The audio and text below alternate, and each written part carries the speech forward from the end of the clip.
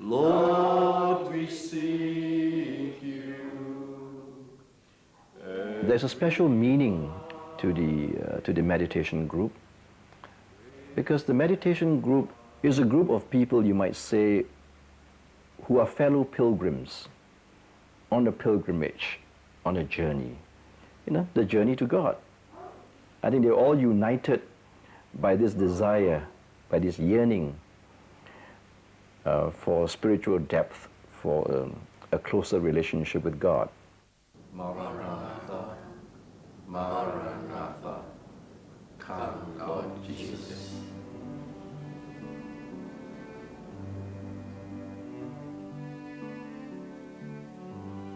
We felt that this gathering will strengthen their practice, as well as give them the opportunity to meet each other and to be inspired by each other along this path, which is not an easy path. You tend to feel that nothing is happening, and you give up, and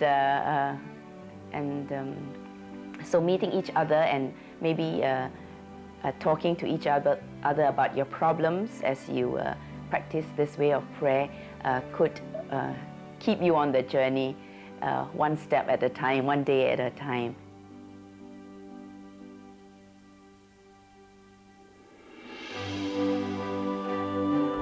The World Community for Christian Meditation has become a leading force in global interfaith communication, with Laurence Freeman and His Holiness the Dalai Lama guiding two meaningful conferences, The Good Heart and The Way of Peace.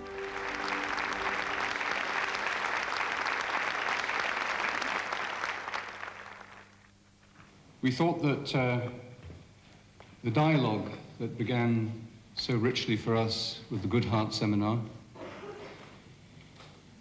could continue as forms of modern dialogue that take us beyond words only into the experience of friendship. Well, I found that the InterReligious Dialogue has found me, I think, and it's been a great enrichment to me. I think it's probably quite a natural development from the practice of meditation, because meditation is really the common ground between religions. We have to make contact with a deeper level of experience and consciousness, which only meditation can bring us into.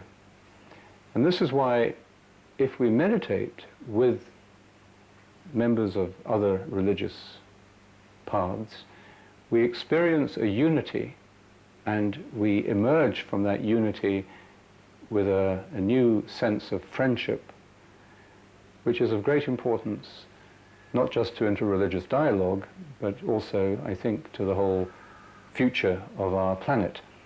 Because if we can really develop the friendship between religious communities, not just tolerance, but a real sense that we are friends, that we respect each other for being who we are, we love each other for being who we are, we learn from each other, we contribute to each other.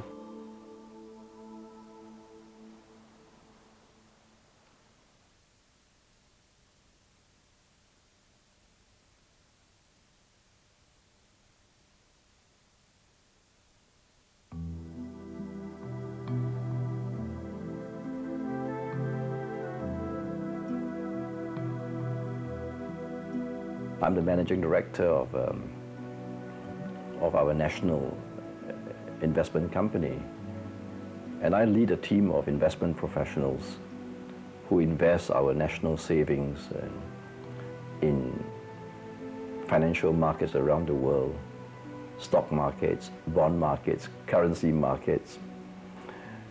And this is a business where your performance is evaluated in terms of dollars and cents.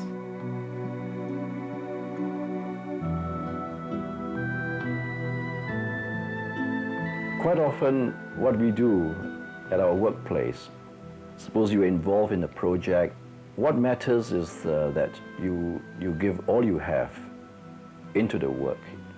You give your best shot. into it. And quite often the outcome, the result, is beyond your control. But we are often very concerned about the outcome and the result. And quite often when things don't turn out the way we wanted them to turn out, we get very disappointed. We might get angry. So I have learned that through the practice of meditation, that what matters is that we give all we have into the work. But once we have done that, we need to learn a certain detachment from the result of one's action and derive satisfaction from the fact that you've done the best you can.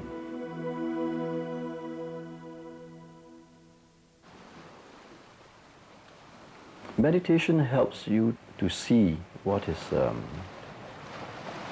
truly important. And I think you will come to the realization that what ultimately matters is to love. And the reason for that is in prayer, in meditation, we encounter the source of all love, which is the presence of God within us. And this encounter with love at the center of your being ultimately transforms your values. If we then come to the conclusion that, that what ultimately matters is love, you begin to realize that for your relationships to grow, you need to make time for those relationships. So it means spending time with your spouse. It means spending time with your children. It also means spending time with friends. And it also means spending time, for example, in my case, in helping to teach meditation to others.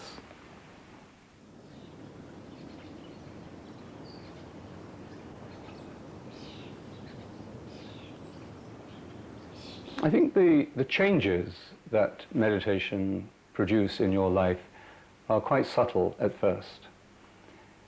You don't necessarily see any great changes taking place during the meditation period itself. So although it seems that nothing is happening during your morning and evening meditation every day, a very deep process of change is taking place. You begin to be aware of that in the course of your daily living.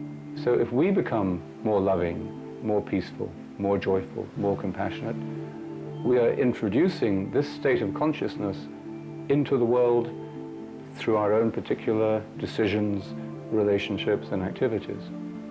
This is a humble way of proceeding, but it's very effective. And if we change, the world changes.